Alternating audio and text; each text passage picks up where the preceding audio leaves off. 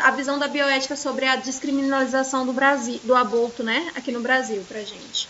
Então vamos lá. O que é, né, o aborto, assim, e quais as condições que ele pode ser feito no Brasil?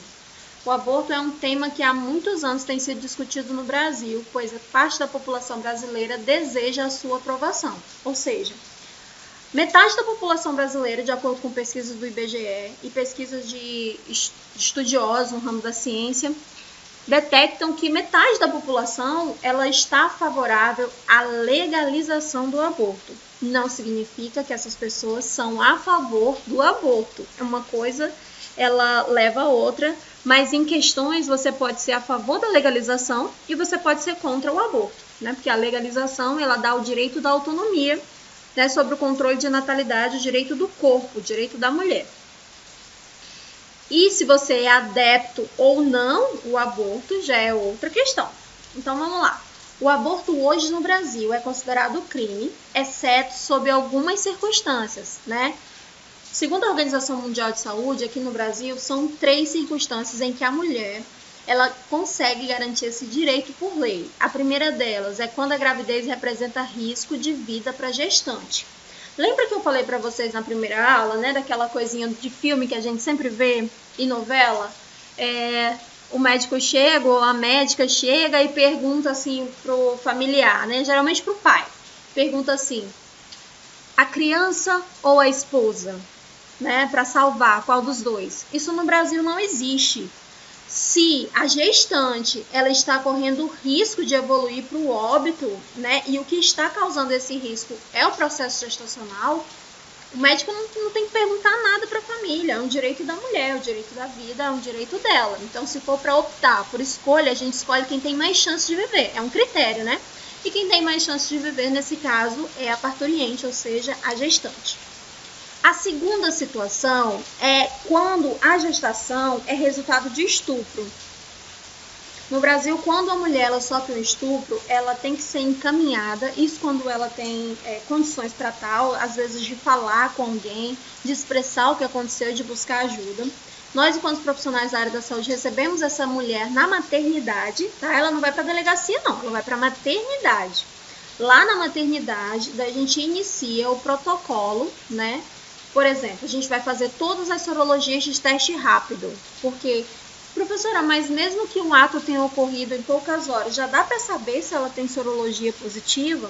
A intenção aqui, para ter a realização desses exames, é saber se ela já portava alguma doença, né, pregressa, como, por exemplo, HIV, hepatite, sífilis e tantas outras que a gente consegue detectar pelo teste rápido. Se ela já tinha, né, aí a gente não tem muito o que fazer. Agora, se ela testa negativo, daqui 6 meses a gente refaz o protocolo, né? A gente refaz todos os exames, porque é o tempo da janela imunológica. Durante esses 6 meses, ela pode desenvolver alguma doença sexualmente transmissível de cunho viral, né? Hepatite B e tudo mais. Então, dentro das unidades, existem os soros, né, de tratamento de prevenção. A gente chama de coquetel. Então, se faz necessário que a mulher ela passe por um processo de adaptação, tomando essa medicação, esse coquetel, para que a gente tenha chances de evitar qualquer doença ou até mesmo uma gestação, porque a gente administra também a pílula do dia seguinte, caso essa mulher ela não faça uso de algum método contraceptivo, porque dificilmente durante o estupro o abusador ele vai utilizar o preservativo, não é mesmo?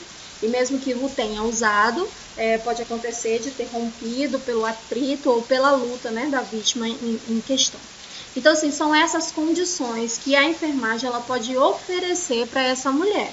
E a partir daí, a gente encaminha ela para a delegacia e ela registra o boletim de ocorrência. Por vezes, a própria delegacia vai até a unidade através do serviço social para que ela possa registrar a ocorrência, tá? Mas, primeiramente, a gente encaminha ela para uma unidade de atendimento. Algumas vezes ocorre laceração, né, no canal vaginal, então isso precisa ser revisto.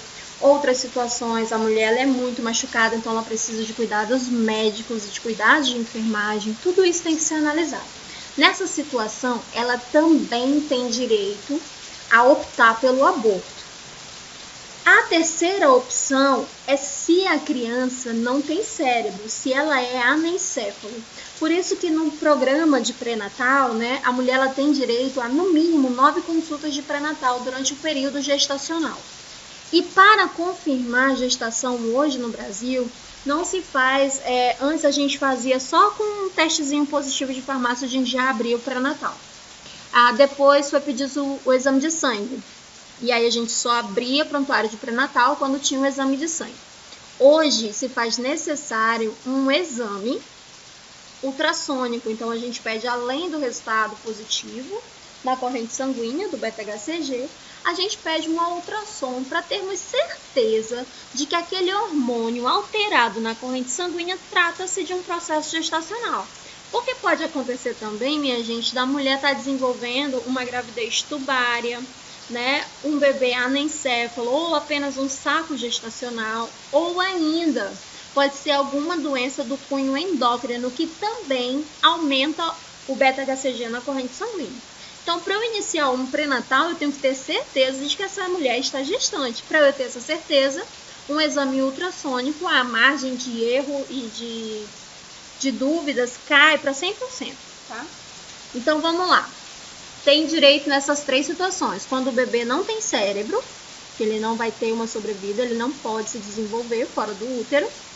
Quando ela foi estuprada, ou quando o processo gestacional representa risco para a mãe. Então, ela tem direito nessas 3 situações. Então, vamos lá. De acordo com a bioética, né? Tramita-se hoje no Congresso Nacional diversos projetos de lei acerca desse tema que é tão polêmico, porque ele envolve o aspecto moral, o aspecto ético, o aspecto religioso e o Código Civil, ou seja, o aspecto legal, né? E nós temos alguns objetivos quando a gente trata sobre esse assunto, né? E esses 3 aspectos éticos e legais do aborto relacionados ao profissional da enfermagem em situações onde o aborto é permitido por lei. Então, a gente tem que analisar esse cenário também enquanto profissional. Uma coisa é a legalização. Outra coisa é a minha participação nesse ato. E outra coisa é o direito da mulher. Então, são situações que nós, enquanto profissionais, temos que aprender a separar, a dividir, a racionalizar. Todo cientista trabalha com razão e não com emoção. E é por isso que algumas pessoas acreditam que quem faz parte do serviço de saúde, na verdade é a enfermagem, né? Eles trazem mais essa ideia para a enfermagem, de que nós não temos sentimentos, né? Mas faz parte da nossa postura ética enquanto profissional não induzir a formação de orientação dos nossos pacientes. Então, a gente informa, coloca os prós e os contras, sem ser tendencioso, ou seja, a gente faz isso de uma forma racional, aberta e ampla, tá bem? Então, a gente não pode de forma alguma colocar os nossos princípios éticos e filosóficos, morais, religiosos em situações como essa, tá bem? A gente coloca a nível de enfermagem, a nível orgânico, o que vai acontecer com ela. Ou seja, a gente esclarece o tipo de procedimento, né? O que pode acontecer durante, o que pode acontecer após e quais são os cuidados de enfermagem que nós vamos prestar para os nossos pacientes, para as nossas pacientes nessa situação, tá? Existe hoje diversas formas de aborto, tá bem? Mas a gente vai abordar alguma delas. O aborto é definido pela Organização Mundial de Saúde como sendo uma interrupção da gestação antes de 20 a 22 semanas. 20 semanas, aproximadamente 4 meses. 22 semanas, aproximadamente 4 meses e meio, tá bem? Ou quando o bebê é expulsado ou é retirado e ele pesa menos de 500 gramas. A partir de 22 semanas e 2 dias, 3 dias, já é considerado parto, ok? E esse parto, ele entra na situação de parto prematuro. Até as 22 semanas é considerado aborto, tá? Ou quando o bebê pesa menos de 500 gramas, também é considerado um aborto. O aborto é classificado como espontâneo quando ele ocorre de uma forma natural, ou seja, foi sem intervenção nenhuma, quando ocorre sem a vontade da mulher, e pode acontecer por fatores biológicos ou fatores diversos. Anemia, tipo sanguíneo da mãe incompatível com o tipo sanguíneo do pai, doenças endócrinas, quando a mulher tem uma gravidez de alto risco, como por exemplo, ela desenvolve uma hipertensão na gravidez, quando ela tem um descolamento de placenta, quando ela é uma gesta idosa, ou seja, ela não está mais na idade adequada para o processo gestacional, né? Quando ela já está numa idade mais avançada, aproximadamente entre 35, 40 até 50 anos de idade, né? Ela já está passando da idade do período ideal para se gestar, então é uma gravidez de alto risco. Ou quando o corpo dela ainda não está preparado para o processo gestacional, que é quando ocorre uma gravidez na adolescência, até os 13 anos de idade, embora que ela não tenha absolutamente nenhuma doença durante o período gestacional, nós já classificamos essa gestação como gestação de alto risco, que ela representa risco para aquela parturiente, né, para aquela gestante. É classificado como provocado ou induzido quando tem a interrupção da gestação e ela acontece devido a meios mecânicos, como, por exemplo, o uso de drogas, né, ou de sugação, de aspiração. Quando o feto ou a produção fetal ela é retirada do seu local. Então, tem ali uma ação física. Então, isso também é um aborto. E esse aborto é o aborto provocado ou o aborto induzido. E aí, algumas mulheres, na tentativa, né, de cometer o aborto sozinhas, elas acabam passando por situações muito complicadas a nível físico. Acaba levando ela, por muitas vezes, ela interna com complicações severas, por conta da tentativa, ou às vezes até a consequência do aborto. Aqui na lei brasileira... Oi. Qual o risco da gravidez quando a pessoa já tem uma certa idade? Qual o risco, assim, ela tem risco de perder ou da criança vindo deformada? Como é que é? Olha, a principal complicação é a síndrome de Down, tá? É uma das primeiras. Segunda, a mulher pode evoluir para parto prematuro. Terceira, essa criança pode vir com alguma deformidade genética que não seja a síndrome de Down, porque das deformidades a síndrome de Down é a mais tranquila que tem de trabalhar. Outra situação também que pode acontecer é dessa mulher durante o trabalho de parto não aguentar e evoluir para óbito, né? Então, também ela pode desenvolver hipertensão gravídica, diabetes, então são infinitas possibilidades. Por isso que a Organização Mundial de Saúde, ela considera, né, que a mulher está apta a gestar dos 19 até os 35 anos de idade. Após essa idade, ela pode sim gestar, não tem problema nenhum, desde que ela faça exames pré-natais, ou seja, que ela faça o planejamento familiar. Aqui no Brasil, nós utilizamos o planejamento familiar de maneira errada. Geralmente, as pessoas procuram planejamento familiar para parar de ter filhos. E essa não é a intenção do programa. A intenção do programa é que você o procure para você começar a ter filhos. Então, você faz exames antes, você se prepara para gestar, você faz uma limpeza física, né, para você ter as mínimas complicações possíveis durante o processo gestacional. Então, se a mulher já passou dessa idade e ela tem interesse em engravidar, o ideal seria que ela procurasse um médico primeiro, fizesse uma bateria de exames, um check-up, fizesse uma revisão geral na sua saúde, para que depois, né, ela começasse a tentar engravidar. Porque as chances de doenças são reduzidas, né? As chances de complicações são bem reduzidas. Então, aí seria uma gravidez assistida, uma reprodução assistida. E isso a mulher tem direito pelo SUS, né, dentro da plataforma do planejamento familiar que é oferecido em todo postinho de saúde. Então não tem desculpa não para isso. E aí no pré-natal dela, Douglas, vem assim, ó, gesta idosa. Eu lembro que quando eu estava grávida, eu sempre falava assim, né, eu quero ter meus filhos antes dos 30, eu não quero ser uma gesta idosa. O pessoal ficava rindo de mim, mas era verdade, porque eu tinha medo de complicações, né. Quando a gente é da área da saúde, a gente tem uma noção maior do que pode acontecer, a gente tende a ter um pouco mais de medo. Então, olha aqui, ó.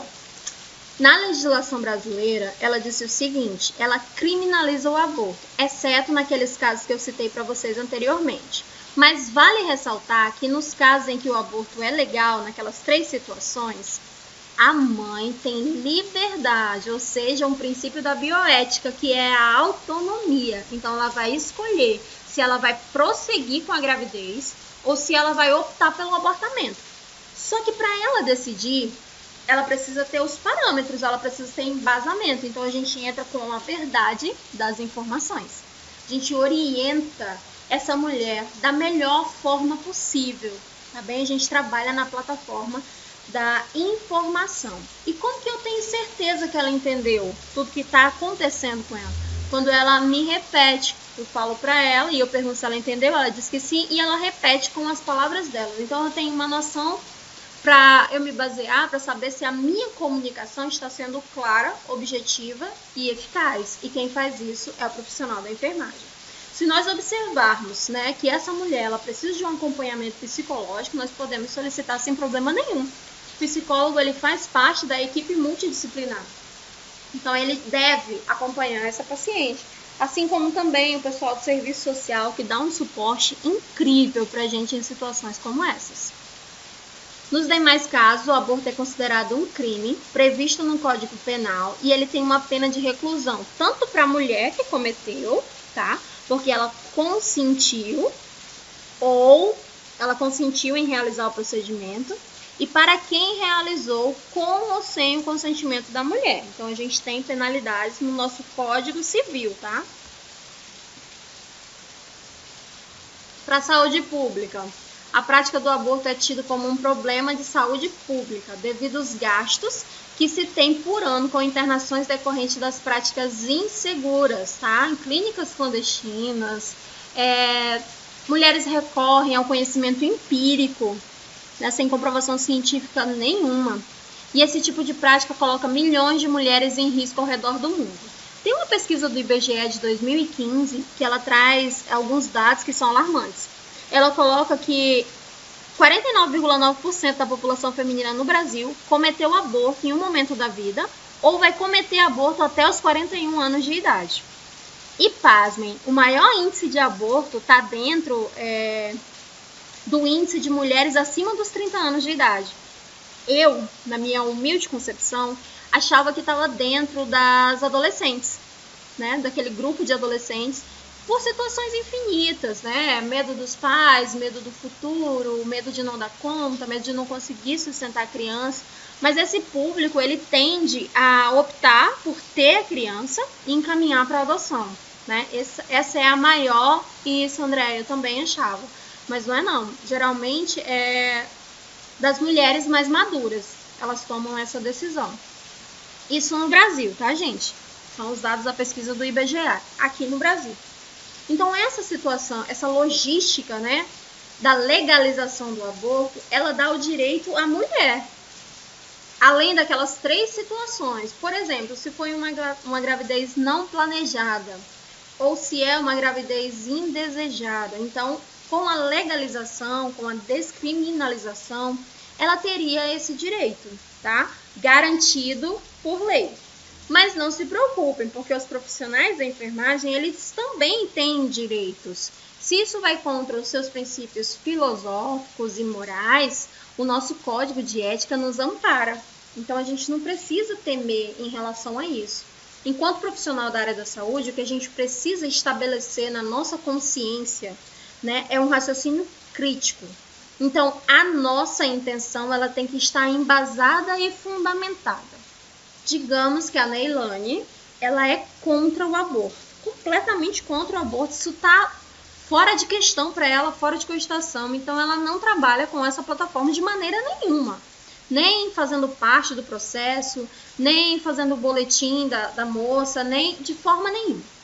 Só que a Neilane, ela tem que ter essa convicção dela, tem que estar firmada em alguma coisa. Não adianta ela virar para a equipe e falar assim, ó, não, eu não vou fazer parte do aborto porque a minha mãe não deixa. Ou porque a minha mãe falou que é pecado. Não, você tem que estar embasado. Olha, eu sou contra porque eu sou cristã E lá na Bíblia está escrito no capítulo tal, do versículo tal, que eu não posso. E isso para mim é o suficiente. Beleza, a Neilane ali, ela embasou, né, a intenção dela dentro de um princípio, dentro de um tipo de conhecimento, que nesse caso foi o teológico. Ou ela pode dizer o seguinte: de jeito nenhum, eu sou contra o aborto, porque a minha filosofia de vida é que eu sou pró-vida, eu sou a favor da vida. E para mim a vida começa desde a concepção. Eu fiz um juramento na enfermagem. Então ela embasou e fundamentou a teoria dela dentro de um conceito filosófico, dentro de uma plataforma do conhecimento que também é aceito pela Organização Mundial de Saúde. Ou então, né, ela se embasa no conhecimento científico. Ela falou assim: não, olha, os estudos comprovam que a mulher que aborta, ela desenvolve distúrbios psicológicos e ela tem que lidar com essa questão, ela fica doente emocionalmente o resto da vida. E aí o autor fulano de tal disse isso, e isso para mim é fundamental. Ok, embasou no conhecimento científico. Tá bem? Então, a nossa opinião, ela tem que estar embasada numa plataforma. Não pode ser, por quê? Porque é assim, pronto. Isso não existe mais, nós somos cientistas. Então, a gente procura uma ferramenta que fundamente a nossa opinião particular. Percebe que no conceito da ética e da bioética, ninguém tenta fazer você mudar de opinião. O que a gente quer é que você amplifique o seu leque, que você abra mais a sua mente e que você possa fundamentar a sua teoria inicial enquanto pessoa. Tá bem? Isso não significa que ao longo da vida você não possa mudar de opinião. O que a gente não pode fazer enquanto pessoa é interferir na opinião do outro, porque é um direito dele ter a formação de opinião. Nós vivemos num país laico, o nosso estado ele é laico, então você tem direitos. E se você cumpre com seus deveres, obviamente, você terá direitos. Então, o que eu quero que a partir de agora é que vocês observem os princípios da bioética. São só 3, está lá na apostila. Que vocês observem, quem aqui frequenta alguma denominação cristã, qual é a ideia do representante religioso de vocês sobre o aborto. O que a bandeira religiosa de vocês fala sobre isso. Daí você junta com o seu conhecimento científico, que você está buscando agora, mais a sua base filosófica, ou você procura dentro do seu seio familiar, daquilo que te embasa enquanto pessoa, né, a opinião das pessoas, e aí a partir desses critérios você estabelece a sua opinião particular, tá bem? Mas essa opinião ela tem que estar embasada e fundamentada, porque quando eu não tenho certeza do que eu estou falando, qualquer pessoa que fala alguma coisa, ela me leva a acreditar naquela versão da vida que é dela e não minha. Tá bem? E isso eu não quero de vocês enquanto alunos de enfermagem. Eu quero uma equipe comigo, uma equipe ciente de tudo que está acontecendo. E uma equipe que tem opinião própria, que pensa por si, que tem direitos e que tem deveres. É isso que eu espero de vocês, enquanto profissionais da área da saúde. Que vocês saibam não só o fazer, mas o porquê fazer, quando fazer e quando você pode se recusar a executar alguma atribuição que lhe foi ofertada. Sabe aquela história de que manda quem pode, obedece quem tem juízo? Caiu por terra tem muito tempo. Por quê? Porque o conhecimento chegou aí, batendo a porta. Muita gente inteligente abraçou-se com esse tipo de conhecimento, né? E tá aí se dando muito bem na vida, colocando as suas questões para jogo. E não mais aceitando tudo que era imposto. Essa sociedade aí, já era. Né? E está cada vez as pessoas mais questionadoras, com mais sede de conhecimento, com mais sede de verdade. Dentre as principais complicações que a gente recebe, né, enquanto saúde pública, enquanto problema de saúde pública, são infecções, e essas infecções são generalizadas. Algumas práticas abortivas envolvem a utilização de materiais químicos pesados e corrosivos, como, por exemplo, água sanitária, tá? Solução de bateria. Teve uma vez que eu ouvi uma receita de uma senhora que ela dizia o seguinte: você colocava água inglesa no cano da espingarda. Isso estava numa zona rural, no itinerante. Daí ela falava que colocava essa água inglesa no cano da espingarda e deixava lá por 7 dias e depois tomava. Gente, o pessoal limpa o cano da espingarda com óleo. né, aquele óleo de máquina, aquilo é uma solução. E aí depois você ingeria aquilo, ela disse que vomitava horrores e aí começava a contrair e aquilo era altamente abortivo. Ou algumas ervas, né? Você toma um chá, aquilo é altamente abortivo também. Receitas são inúmeras e tem situações que colocam materiais que fazem muito mal para a saúde, não só do bebê, como também da gestante. Então pode trazer aí uma infecção generalizada por uso desse material, uma embolia, uma perfuração ou uma dilaceração do colo uterino ou do útero como um todo, complicações com a anestesia que foi utilizada, isso quando ela faz alguma clínica, convulsão, hemorragia aguda e choque endotóxico, tá? Que é quando uma toxina ela entra na corrente sanguínea e causa um choque no organismo. Essas complicações podem evoluir a óbito. Não sei se vocês já viram, mas assim, tem várias reportagens que traz isso, né? Mulher morre em clínica clandestina, ou mulher morre após praticar o aborto. Nosso vizinho aqui na Bolívia praticam, né? Tem várias clínicas lá. Então, algumas mulheres, elas atravessam a fronteira com esse intuito. E na maioria das vezes, elas evoluem para uma situação complexa e, por vezes, evoluem para óbito. Por isso que algumas pessoas defendem a legalização do aborto, para que quando a mulher ela passe por uma situação como essa aqui no Brasil, que ela tenha direito a receber os serviços da saúde, né, os cuidados mínimos. Então, a legalização do aborto, ela em nada tem a ver com o fato de você ser contra ou de você ser a favor do aborto no Brasil, tá bem? É isso que eu gostaria que vocês observassem e antes de formar a opinião de vocês, que vocês buscassem o máximo de informação possível, tá? Para que a opinião de vocês fosse uma coisa coesa, embasada, bonita de ouvir, sabe? O Código de Ética da Enfermagem falou o seguinte pra gente. De acordo com ele, né, a ética profissional da enfermagem é proibido. Nós somos proibidos de praticar ou de ser conivente com o crime. Né? O aborto, fora aquelas 3 situações, no Brasil ele é crime, então nós somos proibidos. A contravenção penal para qualquer outro ato que infrinja os postulados éticos e legais é também proibido de provocar o aborto ou cooperar em prática destinada a interromper a gestação. Então, é uma proibição do nosso conselho enquanto profissionais da área da saúde aqui no Brasil, tá? Essa portaria ela pode ser revogada a partir do momento que a descriminalização do aborto acontecer no Brasil. Enquanto não, continuamos trabalhando sobre este Código de Ética. E de acordo com o parágrafo único do artigo 28, cabe ao profissional de enfermagem decidir de acordo com a sua consciência participar ou não do ato abortivo nos casos em que o mesmo for legalizado. Então, digamos que a mulher ou foi estuprada, ou o bebê é anencéfalo, ou ainda representa algum risco para a mãe. Cabe a você, enquanto profissional, decidir se você vai fazer parte da equipe que vai realizar o procedimento ou não, ok? Esse é um direito seu.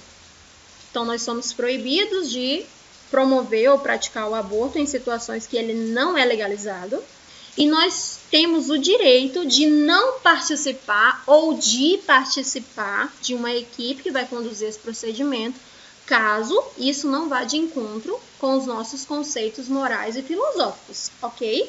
Então, eu espero que isso fique claro para vocês. Alguém tem alguma dúvida em relação a isso?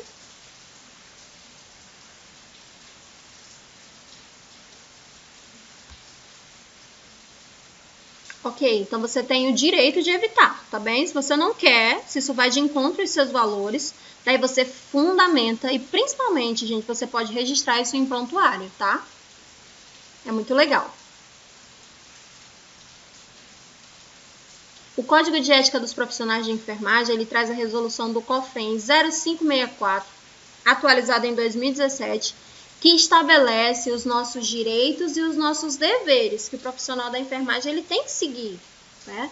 Então, no seu capítulo 2, os nossos deveres, o mesmo diz o seguinte: manter sigilo sobre o fato que tenha conhecimento em razão da atividade profissional.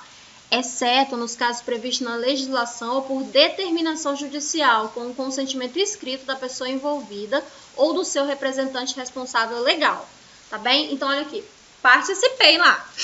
Eu, Vanessa, participei de uma situação em que a mocinha ela foi estuprada e aí ela teve o direito garantido por lei sobre o aborto. Ela deu entrada no hospital no meu plantão e eu participei. Eu, enquanto profissional, tenho o dever de manter sigilo.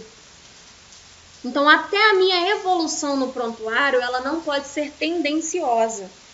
Tá? Então, para isso, existe um protocolo operacional padrão, em que a gente escreve e quem está lendo subentende tudo que aconteceu. Então, existem códigos dentro da enfermagem e dentro da medicina para que eu possa fazer uma prestação de serviço com o sigilo absoluto do que a mulher entrou para fazer.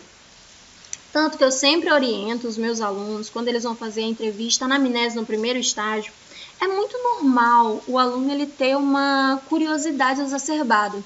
Então, às vezes, ele acaba infringindo alguns princípios, né? Fazendo perguntas que não são inerentes à nossa responsabilidade. Como, por exemplo, você está lá na sala de medicação, né? Que a gente fez farmacologia. E aí a mocinha deu entrada, o rapazinho deu entrada para fazer o protocolo de sífilis. Nós não devemos perguntar por que o médico passou aquela medicação para ele. Nós vamos administrar e pronto. Nós não temos que perguntar. A pessoa está internada. Nós temos que perguntar para ela de sinais e sintomas. Não como foi que aquilo aconteceu. Por exemplo, a pessoa sofreu um acidente automobilístico. A gente chegou no plantão, ela está lá toda estrupiada, toda remendada do pé à ponta. E aí a gente não pode perguntar para ela, mas o que foi isso? Aí ele vai falar assim, foi acidente de moto. Mas tu tava dirigindo ou tu tava na garupa? Mas tu caiu, o carro te pegou, foi caminhão? Essas perguntas a gente não pode ficar fazendo. Tá bem? A gente pergunta o que é inerente à nossa profissão. E não perguntas de cunho particular sobre a vida do cidadão em questão. Né? Isso infringe o princípio da bioética e o princípio da ética.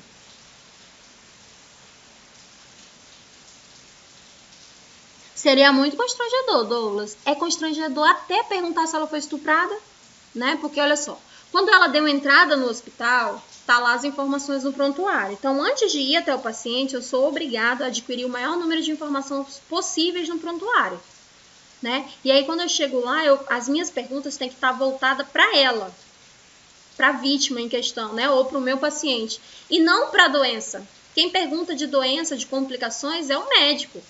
Né? A gente pergunta de sinais e sintomas e de cuidado, intervenções com cuidado com a pessoa. Né? A nossa intenção ali é de melhorar, né, a qualidade de vida da pessoa enquanto ela estiver sob os nossos cuidados. Essa é a nossa intenção. Então, muito cuidado com o tipo de pergunta que vocês vão fazer para o paciente. Né? Às vezes você começa a conversar com o paciente e ali foge um pouquinho do perfil profissional. Você vai mais para o perfil pessoal. Se a pessoa te deu abertura para isso e vocês estão batendo um papo, ok, mas se você está prestando uma assistência de enfermagem, o ideal é que as suas perguntas sejam guiadas dentro de um roteiro. No início a gente fica meio mecânico mesmo, sabe? Mas depois a gente vai aprendendo, vai ficando mais íntimo do código de ética, vai prestando mais atenção, vai amadurecendo enquanto profissional. E aí a gente vai tendo conversas mais assertivas, né? De acordo com a intervenção de enfermagem que nós queremos realizar para aquele paciente. Então, muito cuidado com as perguntas, muito cuidado com a informação que você vai passar do seu paciente até para o seu colega. Digamos que eu estou no estágio, está lá a Manuela, a André e a Neilane. E aí a Neilane pega um paciente X que tem uma situação X. A Andréia pega o paciente Y com uma situação Y. E a Manuela pega outro paciente com outra situação.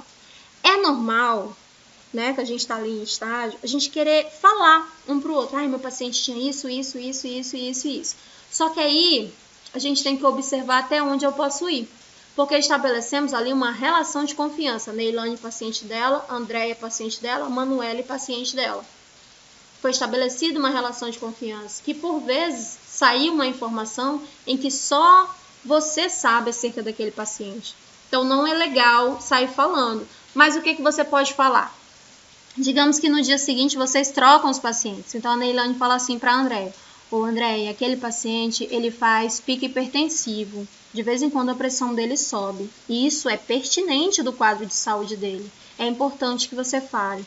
Olha, André, aquele paciente, ele tem um curativo extenso na perna esquerda.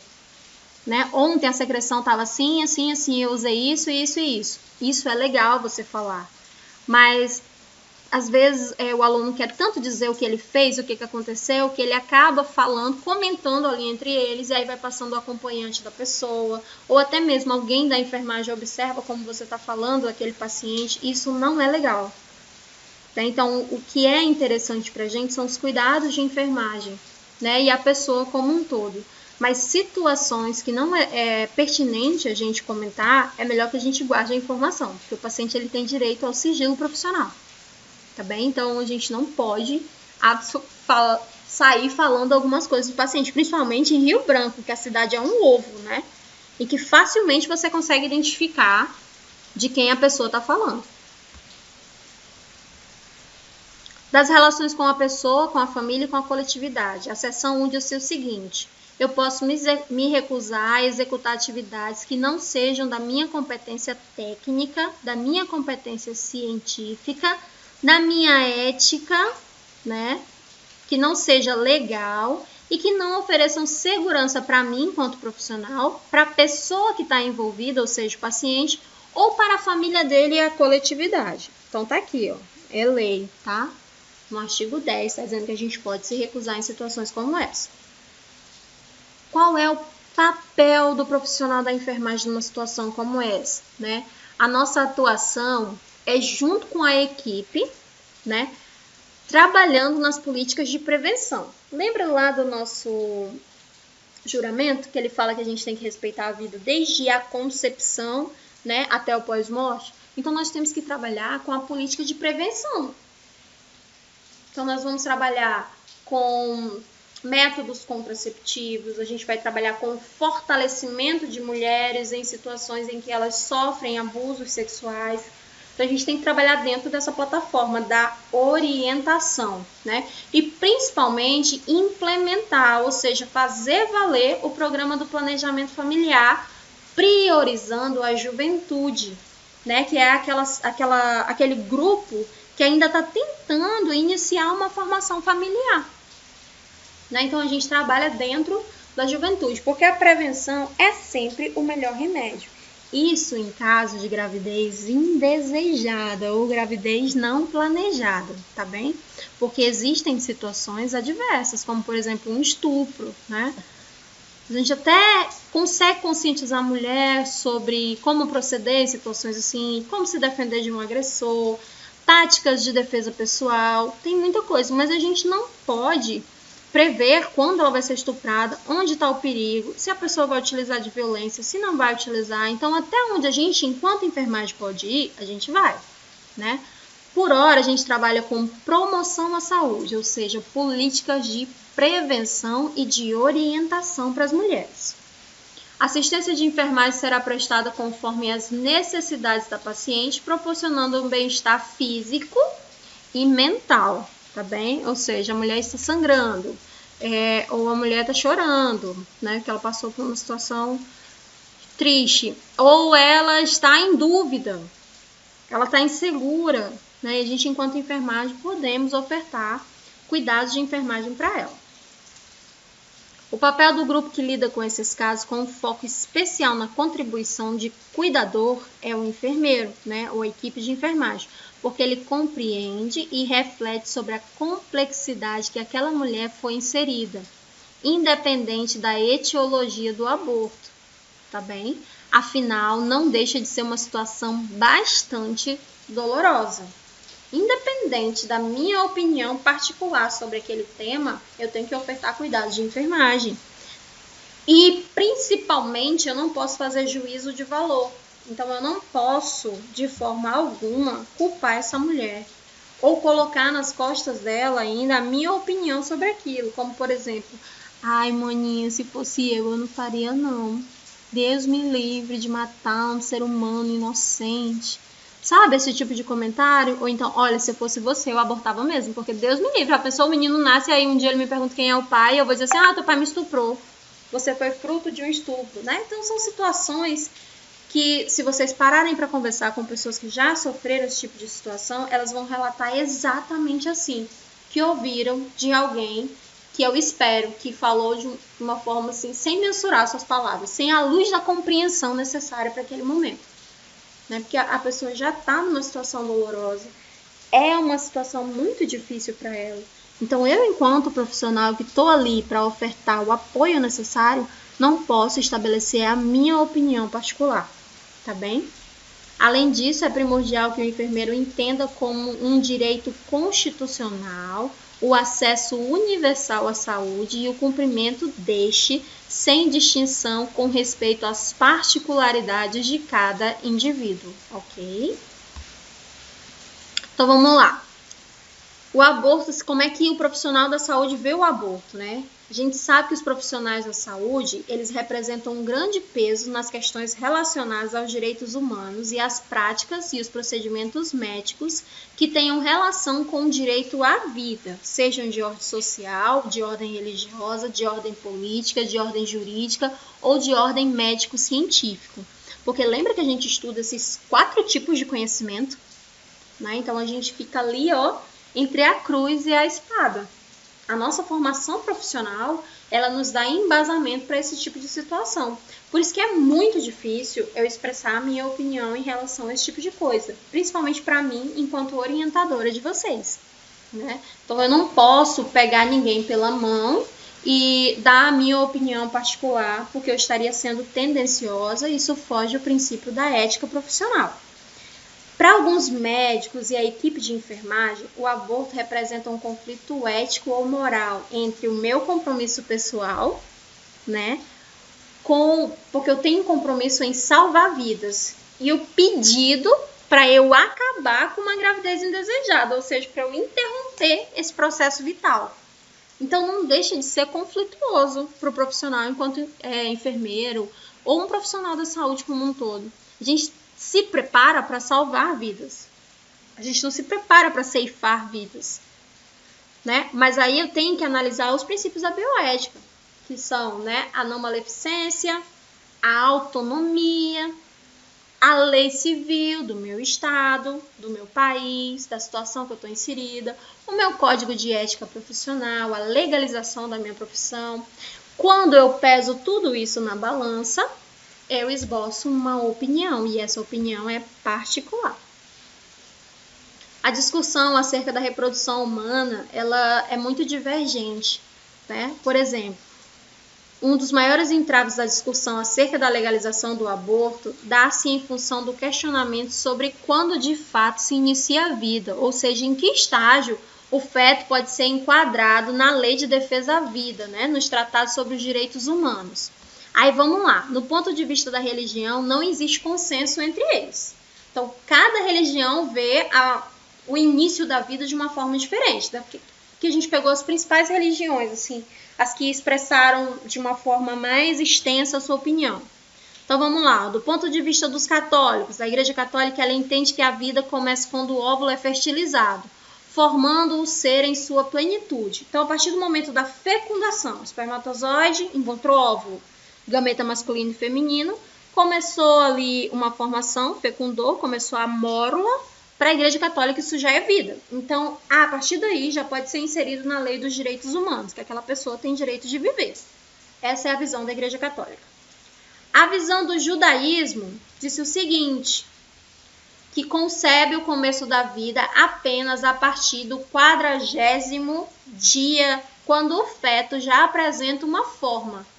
Tá bem? Então, depois dos 40 dias, o judaísmo considera que a partir dali é uma vida. Tá? Já o islamismo diz que o início da vida se dá quando Alá, que é o Deus que eles conhecem, produz um sopro da vida. E isso ocorre aproximadamente após 120 dias do ato sexual. Né? Então, para o islamismo, aquilo ali é só um feto, é uma formação. Não tem o espírito ainda. Quando Alá faz o sopro da vida a partir de 120 dias do processo gestacional, aí sim é considerado um ser vivo, né? Uma pessoa. Já o budismo disse o seguinte, a vida é um processo que não tem começo nem fim, mas está presente durante toda a existência da espécie. Complexo e profundo. Já o hinduísmo falou o seguinte, ele diz que a alma e a matéria se encontram no processo da fecundação e é aí que a vida se apresenta. Tá? Isso está disponível no livro do Pagini, que foi trazido para a gente, publicado em 2008. Então vamos lá. A discussão acerca da reprodução humana diz o seguinte, a ciência determina, aquilo ali a gente estava falando no conhecimento religioso, né? Conhecimento teológico. A ciência determinou o seguinte, a existência humana está embasada no processo da fertilização que ocorre desde a união dos zigotos, espermatozoide e óvulo. Né? Então, a gente está ali de acordo, a ciência está de acordo com o conhecimento teológico da Igreja Católica. Segundo o mesmo autor, o processo de divisão celular, ela soma-se nos núcleos, né, haploides, e cada um dos gametas, ou seja, o espermatozoide e o óvulo, forma-se um zigoto, no qual encerra uma nova combinação cromossômica, que contém uma carga genética própria. Porém, ela tem algumas características que foram herdadas do pai e da mãe, mas ela é indiscutivelmente individualizada como um todo, ou seja, é um ser humano único, a partir do momento da fecundação. Esse é o ponto da ciência. Também que eu me perdi.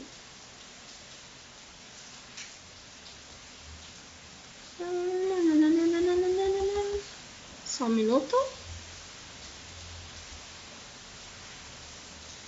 Pronto. Então vamos lá. O que é o aborto propriamente dito? Né? O Código Penal brasileiro, ele instituiu algumas punições quando o aborto acontece, né? Quando ele não é legal, ele é considerado um crime e qualquer condição de realização ou interrupção do feto, na qual a pena pode variar de 3 anos para as mulheres gestantes e 1 ano e 4 meses para os médicos que estão intervendo esse procedimento, né? Com o consentimento da grávida, ele pega de 1 a 3 anos. Sem o consentimento, a pena aumenta de 3 a 10 anos a seguir da amostra com detalhe de cada artigo. Então, vamos lá aqui, ó. A Lei 9.777 colocou aqui algumas qualificações. O aborto, quando é provocado pela gestante com o seu consentimento, ela está no artigo 124, quando ela provoca o aborto em si mesma, ou ela consente que outro lhe provoque o aborto, a pena dela é de 1 a 3 anos de detenção. Quando ela interrompe, né, mas essa interrupção é causada por terceiros, essa pena para provocar o aborto, sem o consentimento dela, a pena dela vai ser de 3 a 10 anos. E com o consentimento dela, é de 1 a 4 anos. Então, vamos lá. A definição do aborto, né? A forma qualificada. No artigo 127, ele falou o seguinte. As penas combinadas nos 2 artigos anteriores são aumentadas a 1/3 em caso de, se a consequência do aborto, né? De quem empregou aquele aborto, provocar na gestante uma lesão corporal de natureza grave, né? Essa pena vai ser duplicada. E se por qualquer dessas causas lhe sobrevém a morte, a pena é triplicada, tá? Triplicada, desculpa. E no artigo 128, não se pune o aborto praticado por médico, se não há outro meio de salvar a vida da gestante. Lembra que eu falei para vocês lá em farmacologia que na Carta Magna a gente tem um artigo que defende quando a intenção do profissional é salvar uma vida, não existe crime? Então, se o médico conduzir um aborto aqui com ou sem o consentimento da paciente em uma situação que representava risco para a vida dela, então não é crime, tá bem? Então, vamos lá. Queria deixar para vocês aqui um estudo de caso. Até comentei na aula anterior, né? Uma menina de 10 anos que engravidou após ser estuprada. Essa matéria ela foi publicada no G1 em agosto do ano passado e causou uma grande comoção e dividiu muita opinião nas páginas, né, de serviços de saúde. E eu gostaria muito de ouvir a opinião de cada um de vocês, tá? Eu vou relatar aqui para vocês como é que ocorreu o caso. Se alguém quiser ler na íntegra, é facinho de achar na internet, foi um caso muito comentado. A gravidez foi revelada no dia 7 de agosto de 2020, quando a menina foi ao hospital na cidade de São Mateus, isso no Espírito Santo, se queixando de dores abdominais. A menina relatou que começou a ser estuprada pelo próprio tio desde que ela tinha 6 anos e que não denunciou porque era ameaçada. Ele tem 33 anos e foi indiciado por estupro de vulnerável e ameaça, mas ele estava foragido. A Promotoria da Infância e da Juventude de São Mateus decidiu investigar se os grupos, tentaram pressionar a avó da menina para que o aborto não fosse autorizado, os grupos pró-vida aí. Então, vamos lá. A menina de 10 anos que foi estuprada pelo tio no Espírito Santo tem a gravidez interrompida. Isso no dia 17. A gravidez foi detectada no dia 7. No dia 17 do mesmo mês, a gravidez foi interrompida. A menina de 10 anos que engravidou após ser estuprada em São Mateus, no Espírito Santo, passou por um procedimento que interrompeu na segunda-feira 17 a gravidez em um hospital de referência de Pernambuco, tá? Ela estava na unidade desde domingo, dia 16, quando iniciou o processo. De acordo com a direção do hospital, a menina passa bem após o procedimento. Quem deu a ordem foi dada pelo juiz Antônio Moreira Fernandes, da Vara da Infância e da Juventude do Espírito Santo, atendendo a um pedido do Ministério Público do Estado do Espírito Santo. Um dos profissionais que atendeu a criança relata, na decisão judicial, que ela apertava contra o peito um urso de pelúcia e só de tocar no assunto da gestação ela entrava em profundo sofrimento. Ela gritava, chorava e negava a todo instante, apenas reafirmando não querer a gestação. A criança chegou a ser internada no Hospital Universitário Cassiano Antônio Moraes, o UCAM, em Vitória, no Espírito Santo, mas a equipe médica do Programa de Atendimento às Vítimas de Violência Sexual, o PAVIV, se recusou a realizar o procedimento. Então, no sábado, dia 15, ela viajou para Pernambuco. Então, olha só, aqui a gente está com uma situação extrema, uma situação difícil, uma situação complicada. Vocês tiveram algumas informações, se quiserem mais informações na internet tem facinho, para vocês embasarem melhor a opinião particular de cada um de vocês. Aqui nós observamos o princípio da autonomia, e aqui a gente trabalhou o princípio da autonomia porque quem decidiu pelo aborto foi a avó da criança, porque ela não tinha condições de decidir por ela. Então tá lá no princípio da autonomia da aula anterior, quando eu falei para vocês que a autonomia em caso de situações onde o paciente ele não tem condições de responder por si, quem responde é o representante legal, nesse caso a avó, e com o apoio do conselho tutelar que concedeu à avó esse direito para a criança. O médico ali, ele colocou, e a equipe, ela colocou o princípio aqui da legalização do aborto no Brasil, quando representava risco para a mãe, ou seja, a criança de 10 anos não tinha condições de gestar aquela criança. Então, foi isso que foi analisado, tanto pelo Conselho Tutelar, as condições físicas e as condições psicológicas, aqui, ó, um relato da pessoa, de um profissional, que foi colocado aqui, ó, que a criança ela não tinha condições. Quando falava com ela sobre a gravidez, ela gritava, chorava e negava a todo instante, dizendo que não queria. E aí a condição psicológica dela foi avaliada também, a condição física, e o direito dela enquanto criança e enquanto cidadã. Então, todos esses parâmetros, vocês percebem que eles foram analisados. Mas teve o grupo dos pró-vidas que foram para frente do hospital e tentaram barrar o procedimento de alguma forma. Assim como alguns profissionais do próprio hospital, também tentaram barrar o procedimento ou coagir, constranger tanto a avó quanto a criança para que elas não tomassem tal decisão, infringindo aí o nosso código de ética.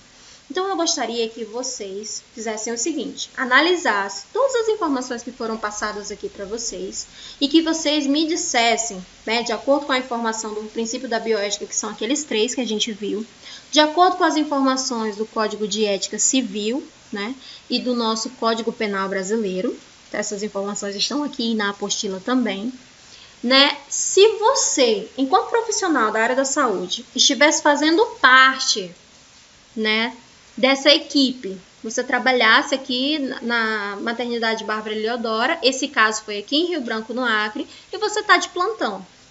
Eu gostaria que você se colocasse nessa situação, observasse todos esses parâmetros que foi passado para você e que você me dissesse se você faria parte do procedimento ou se você faria como a equipe do Espírito Santo, que se recusou a praticar o ato. né? Também embasado na lei com os mesmos parâmetros que a gente tem para dizer sim, a gente tem os mesmos parâmetros para dizer o não. Então eu gostaria que vocês me dissessem se vocês são a favor ou se vocês são contra. E isso vocês vão me entregar digitado. Pelo amor do Pai, o nome de vocês, a primeira informação, e é o nome completo. Aí você coloca a turma que você pertence. Aí você coloca a sua opinião particular. Só que essa opinião ela tem que estar embasada. Tá bem? Eu não quero... não participaria. Não, eu participaria. Não, eu quero uma coisa embasada. Quero que você pense, que você analise a situação, que você se coloque lá. E de acordo com esses parâmetros que eu passei para você, que você me desse uma resposta coesa. E essa resposta pode estar embasada na sua filosofia como pessoa, na sua filosofia como profissional, no seu conhecimento empírico, no seu conhecimento teológico, na sua cultura. Ela pode estar embasada em qualquer uma dessas plataformas, desde que a sua opinião esteja embasada em alguma plataforma de estudo, ok?